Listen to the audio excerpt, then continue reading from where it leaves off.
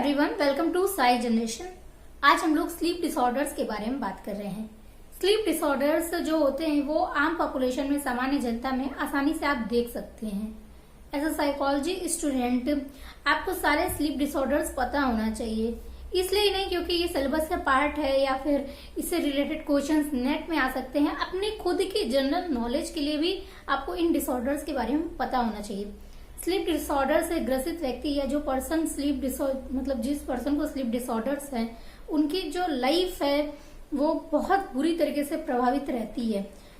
अगर आपके लाइफ में या आपके अगल बगल के एटमॉस्फियर में, पास पड़ोस में कोई ऐसा पर्सन है जो आपको लगता है कि जिसको स्लीप डिसऑर्डर है, तो ऐसा स्टूडेंट ऑफ साइकोलॉजी आपको इसके डिसऑर्डर्स के बारे में जानकारी होना चाहिए ताकि आप उनको सही तरीके से गाइड कर सके। देखिए, अगर आप साइकोलॉजी पढ़ रहे हैं तो आप एक अपनी पर्सनल रिस्पॉन्सिबिलिटी समझ सकते हैं। इसलिए नहीं क्योंकि आप को पीएचडी करनी है, आपको नेट निकालना है, क्योंकि ये जो हम लोग साइकोलॉजी होता है ये एप्लीकेशन होता है। इसमें जो भी थ्योरीज के बारे में बात कर रहे हैं, जो भी डिसऑर्डर्स के बारे में बात कर रहे हैं, वो आम पॉपुलेशन में, सामान्य जनता में पाया जाता है। अगर आपको जानकारी होगी तो आप किसी की हेल्प कर सकेंगे। कुछ नहीं तो एक इनसाइट आप उनको डेवलप कर सकते हैं। आप उनके अंदर सूझ डेवलप कर सकते हैं ताकि वो अपनी खुद की कंडीशन को अच्छे से समझ सकें, ताकि आप उनकी कंडीशन के बारे में उनको अवगत करा सके। इसलिए भी आपको इस तरह के सामान्य डिसऑर्डर्स लाइक एडेप्सिया, जो पानी पीने की कमी थी, मैंने इसको डिस्कस भी किया है, स्लीप डिसऑर्डर्स और इस तरह के कुछ एमेंशिया, मेमोरी, जो कि मेमोरी लॉस से रिलेटेड प्रॉब्लम होती है, अल्जाइमर, इस तरह की प्रॉब्लम्स के बारे में आपको, साइकोलॉजिकल डिसऑर्डर्स के बारे में आपको जानकारी होनी चाहिए। वीडियो को शुरू करते हैं। Let's get started. Insomnia. Insomnia का अर्थ होता है अनिद्रा या सोने की कमी। पेशेंट जो होते हैं उनको नींद नहीं आती है, वो बिस्तर पर जाते हैं सोने के लिए, लेकिन वो इधर उधर करवट लेते रहते हैं, इधर उधर पलटते रहते हैं, वो अच्छे तरीके से सो नहीं पाते या उनको नींद आती ही नहीं है। एक सर्वे में देखा गया कि पुरुषों के कंपैरिजन में महिलाओं ने इंसोम्निया की ज्यादा शिकायत की, उनमें इंसोम्निया के लक्षण ज्यादा पाए गए। आप ये कह सकते हैं कि पुरुषों के कंपैरिजन में महिलाओं में इंसोम्निया ज्यादा होता है। ये एक सर्वे के अकॉर्डिंग पाया गया है। इंसोम्निया की क्या विशेषता होती है? उसकी ये विशेषता होती है कि रोगी, जो पेशेंट होता है, जितना उसको सोना चाहिए वो उससे थोड़ा सा ही कम सोता है, बट वो इतनी ज्यादा शिकायत करता है कि जैसे उसको नींद एकदम ही नहीं आती है, वो एकदम ही नहीं सोता। वो शिकायत करता है कि वो बहुत ही कम सोता है, जबकि ऐसा वास्तव में नहीं होता है। जैसे कि एक सामान्य आदमी को 8 से 10 घंटा सोना चाहिए, 8 to 10 आवर्स सोना चाहिए, लेकिन जो पर्सन इंसोम्निया से ग्रस्त होते हैं, जिनको इंसोम्निया होता है, वो सोते तो मान लो 8 से 10 घंटा सोना चाहिए। अगर 10 घंटे वाले हैं तो 8 घंटा सोते होंगे, अगर 8 घंटे वाले हैं तो 6 घंटा सोते होंगे, लेकिन उनको क्या लगता है वो 1 या 2 घंटा ही सोते हैं। मतलब 10 घंटे वाले, मतलब 10 घंटा जिनको सोना चाहिए, उनको क्या लगता है कि वो 2 या 3 घंटा ही सोते हैं, और जो 6 घंटा सोने वाले होते हैं उनको लगता है कि वो 1 या 2 घंटा सोते हैं। मैं क्या समझा रही हूँ, आपको समझ में आ रहा है? मेरा कहने का मतलब है कि पर्सन सोने गया, वो सो रहा है, वो 6 घंटा सो रहा है, वो 8 घंटा सो रहा है, लेकिन उसको क्या लगता है? उसको लगता है कि अरे मैं तो 1 ही घंटा सोया, अरे मैं तो 2 ही घंटा सोया। ये ऐसी वो शिकायत करते हैं, इस तरह के सिम्टम्स वो बताते हैं। 1974 में कार्सन ने एक रिसर्च किया था जिसमें उन्होंने पाया कि जो पेशेंट इंसोम्निया से ग्रस्त थे या पेशेंट को इंसोम्निया था, वो पूरी रात के सिर्फ 30 मिनट के लिए ही उठे होंगे। मतलब पूरी रात सोए आराम से, लेकिन वो 30 मिनट के लिए ही उठे होंगे। और नेक्स्ट डे जब वो वेकअप हुए, मतलब जब वो उठे, तो उन्होंने क्या कहा कि जैसे उनका मतलब बिहेवियर ऐसा था कि जैसे वो पूरी रात सोए ही नहीं है, वो 1 घंटा या 2 घंटा ही सोए हैं, जबकि हकीकत क्या थी, वो केवल 30 मिनट के लिए ही जगे हुए थे। ओवरऑल आप ये कह सकते हैं कि इंसोम्निया के जो पेशेंट होते हैं उनको ऐसा लगता है, वो ऐसा परसीव करते हैं, वो ऐसा एज्यूम करते हैं कि वो लगभग अच्छे से सो नहीं पाए हैं, वो बहुत कम सोए हैं, जबकि जो वास्तविकता होती है, जो हकीकत होती है, वो इससे पूरी तरह से डिफरेंट होती है।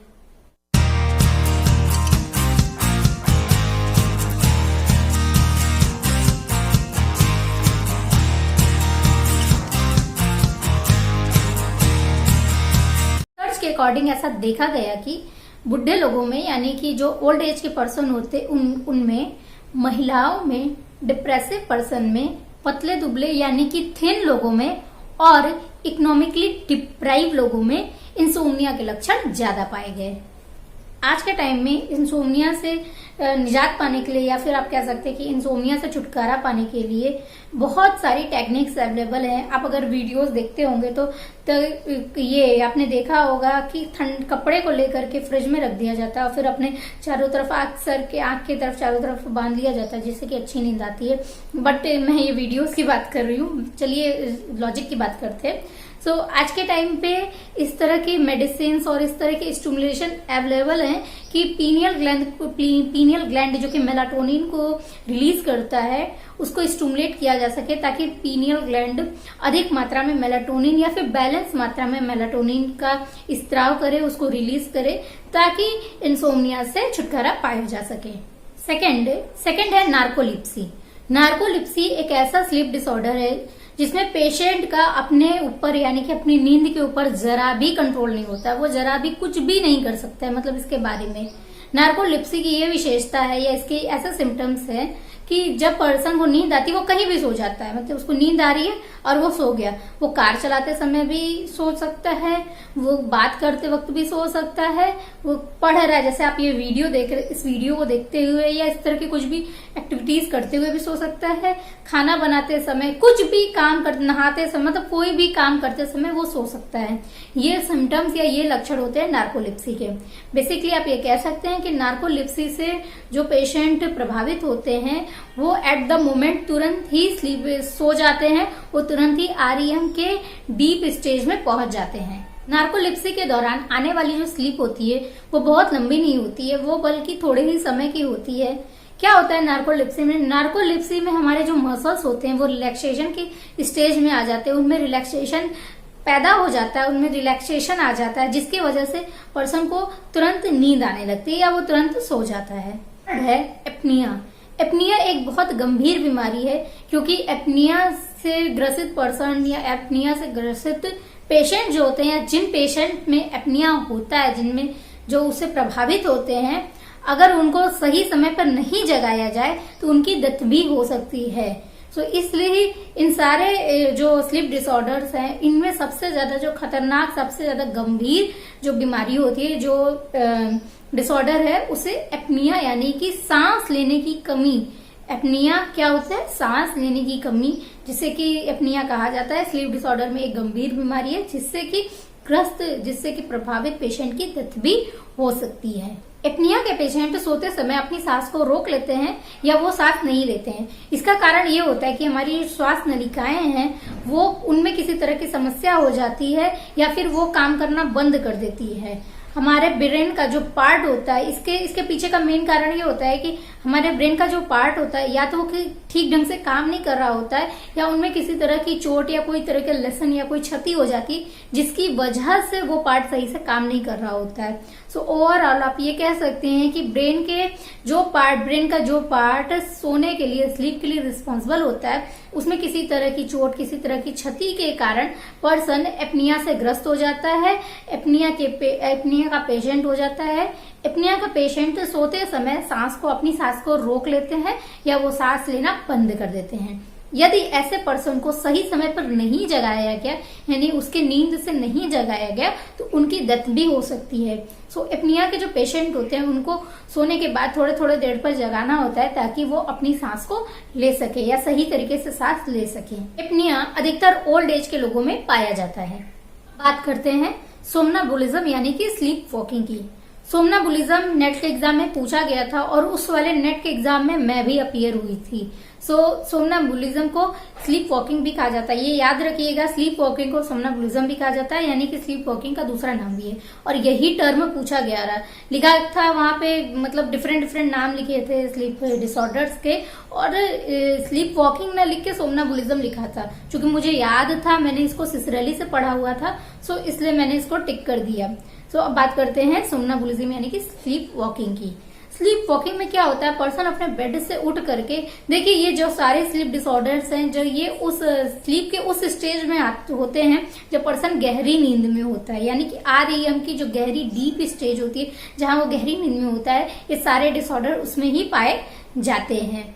सो सोमनाम्बुलिज्म में क्या होता है, पर्सन अपने बेड से उठ करके इधर उधर टहलने लगता है और देखने में ऐसा लगता है, उसकी आंखें थोड़ी सी खुली होती हैं और देखने में ऐसा लगता है कि वो कुछ ढूंढ रहा है।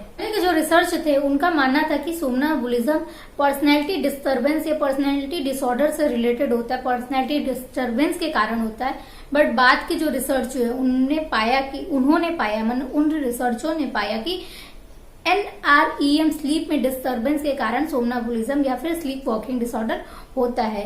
अगर आप ऐसे किसी पर्सन के बारे में जाने या आपको पता चले तो इस तरह के पेशेंट को नींद से उठा देना चाहिए ताकि वो अपने आप को किसी तरह की हानि या किसी तरह का चोट नहीं पहुंचा सके। टॉकिंग, स्लीप टॉकिंग ऐसा डिसऑर्डर है जो कि पर्सन सोते समय खुद से या बात करता हुआ आपको पाया जाता है। स्लीप टॉकिंग एक जनरल डिसऑर्डर है जो कि आम पॉपुलेशन में आसानी से देखा जा सकता है। ऐसा रिसर्च में पाया गया है कि जो कम उम्र के लोग होते हैं, कम उम्र के जो एडल्ट होते हैं, उनमें स्लीप टॉकिंग ज्यादा पाया जाता है इन कंपैरिजन टू उन एडल्ट्स में जिनकी एज ज्यादा होती है, जो ओल्ड एज के या मिड एज के होते हैं। सो बेसिकली कम उम्र के लोगों में स्लीप टॉकिंग ज्यादा पाया जाता है और बट रिसर्चर्स कहती हैं कि लगभग सभी उम्र में पाया जाता है। स्लीप टॉकिंग का मेन रीजन ये होता है कि जब पर्सन बहुत ज्यादा थका हुआ होता है और बहुत गहरी नींद में, देखिए स्लीप टॉकिंग कब होती है, जब पर्सन बहुत गहरी नींद में होता है। सो इसका मेन रीजन ये होता है कि जब पर्सन बहुत ज्यादा थका हुआ होता है, थोड़ा परेशान होता है, टेंशन या एंजाइटी की अवस्था में होता है, तो उन लोगों में स्लीप टॉकिंग ज्यादा देखा जाता है। किनमें, कम उम्र के लोगों में, और जब पर्सन थका हुआ होता है, किसी तरह की परेशानी की अवस्था में होता है, तो उन लोगों में स्लीप टॉकिंग ज्यादा पाया जाता है। बात करते हैं नाइटमेयर की। नाइटमेयर मीन्स होता है डरावना सपना। पर्सन नींद में ऐसा कोई सपना देखता है, मतलब ऐसा कोई ड्रीमिंग करता है जिससे कि वो डर के मारे उठ करके बैठ जाता है। यहाँ पे ये याद रखना है कि नाइटमेयर क्या होता है, REM स्लीप में पाया जाता है और वो REM स्लीप में ही उठ करके बैठ जाता है, जबकि REM स्लीप की सबसे गहरी अवस्था होती है। वो उठ करके बैठ जाता है। उसके जो नींद के जो कंटेंट होते हैं, या फिर ये कह सकते हैं कि उसकी जो ड्रीमिंग होती है, उसमें कुछ ऐसा वो डरावना खतरनाक, मतलब किसी को मार रहा है, उसको कोई पीछा कर रहा है, या कुछ ऐसा डरावना कंटेंट होता है जिससे कि वो डर के मारे उठ के बैठ जाता है। नाइटमेयर अधिकतर छोटे बच्चों के साथ घटित होता है या उनमें ज्यादा पाया जाता है। आपने देखा होगा जो छोटे बच्चे होते हैं वो अचानक से उठ करके बैठ जाते हैं और तेज तेज से रोने लगते हैं। नाइटमेयर अधिकतर 6 साल तक की उम्र के बच्चों में पाया जाता है। फिर जैसे जैसे समय बीतता है नाइटमेयर कम होता जाता है। एक एवरेज जो स्टूडेंट होता है वो अपने लाइफ में एक एवरेज स्टूडेंट की बात कर रही हूँ, वो लगभग 4 से 8 नाइटमेयर अपने लाइफ में देखता है, जबकि एक एडल्ट पर्सन अपनी लाइफ में 2 या 3 नाइटमेयर देखता है। रिसर्चर्स ये भी कहती हैं कि जब पर्सन बहुत ज्यादा स्ट्रेस की अवस्था में होता है, बहुत ज्यादा स्ट्रेस या टेंशन होता है, तब भी पर्सन बहुत ज्यादा नाइटमेयर देखता है। नाइट टेरर, अब हम लोग बात कर रहे हैं नाइट टेरर की। नाइट टेरर जो है नाइटमेयर से मिलता जुलता है। नाइट टेरर में भी बच्चा अचानक से डर के उठ जाता है और जब वो उठता है तो वो थोड़ा सा कंफ्यूज लगता है, मतलब कि उसको समझ नहीं आ रहा होता है कुछ भी, और फिर थोड़ी देर बाद आप उसको वो नॉर्मल स्टेज में, मतलब नॉर्मल लगता है। सो ये अधिकतर बच्चों में पाया जाता है। नाइट टेरर अधिकतर बच्चों में पाया जाता है और इसमें क्या होता है, बच्चा अचानक नींद से उठ जाता है और जब वो उठता है तो थोड़ा सा कंफ्यूजिंग अवस्था में, थोड़ा सा कंफ्यूजिंग स्टेज में रहता है। अब हम लोग बात करेंगे स्लीप डिप्राइवेशन इफेक्ट्स के बारे में। स्लीप डिप्राइवेशन इफेक्ट्स ऐसे होते हैं जब पर्सन बहुत दिन तक किसी कारण से नहीं सो पाता है तो उसमें कुछ खास तरह के सिम्टम्स पाए जाते हैं जिन्हें ही स्लीप डिप्राइवेशन इफेक्ट्स कहा जाता है। जब पर्सन बहुत दिन तक नहीं सो पाता है तो उसमें मतलब जमाई लेना, ऊँघना और जैसा ही मौका मिले सो जाना, इस तरह की टेंडेंसी देखी जाती है। एक रिसर्च हुई थी जिसमें जो रिसर्चर था उसने सब्जेक्ट्स को 50 घंटे यानी कि 50 आवर्स के लिए सोने नहीं दिया। आप कह सकते हैं कि जो सब्जेक्ट थे वो 50 घंटे तक जगे रहे, 50 आवर्स तक जगे रहे। उसके बाद उनमें कुछ डिफरेंट टाइप के लक्षण पाए गए, जैसे कि कंफ्यूजन, मिसपरसेप्शन और इनअटेंशन देखा गया। इसके साथ ही साथ कुछ ऐसे भी रिसर्च हुए जिन्होंने बोला कि बहुत लंबे समय तक स्लीप डिप्राइवेशन का कोई खास इफेक्ट नहीं पड़ता है, मतलब बहुत लंबे समय तक यदि किसी कारण से कोई पर्सन नहीं सो पाता है तो उसमें कोई खास डेविएशन या कोई खास रिस्पॉन्सिव डिस्टर्बेंस नहीं देखा गया, यानी कि जो पर्सन होते हैं उनके रिस्पॉन्स में कोई खास तरह के डिस्टर्बेंस नहीं पाए गए। ऐसे भी कुछ रिसर्च हुए। 11 दिन और 11 रात तक जगे रहने के बावजूद कुछ सब्जेक्ट्स में किसी भी तरह का कोई भी डेविएशन या कोई भी बिहेवियरल प्रॉब्लम्स नहीं देखे गए, न ही उनके इंटेलेक्चुअल एबिलिटीज में कोई कमी देखी गई। स्लीप टेरर और इंसोम्निया पॉपुलेशन में आसानी से पाए जाते हैं, सामान्य रूप से पाए जाते हैं, और इनको ठीक करने के लिए रिलैक्सेशन टेक्निक्स और इमेजिनरी टेक्निक्स यूज की जाती हैं। सो आई होप आपको आज का एपिसोड समझ में आया होगा, आपको ये वीडियो समझ में आया होगा। किसी भी क्वेरीज के लिए हमें मेल करिए, कमेंट सेक्शन में जाकर के कमेंट करिए, चैनल को लाइक करिए, चैनल को सब्सक्राइब करिए और शेयर करिए। टिल देन खुश रहिए, स्वस्थ रहिए और मस्त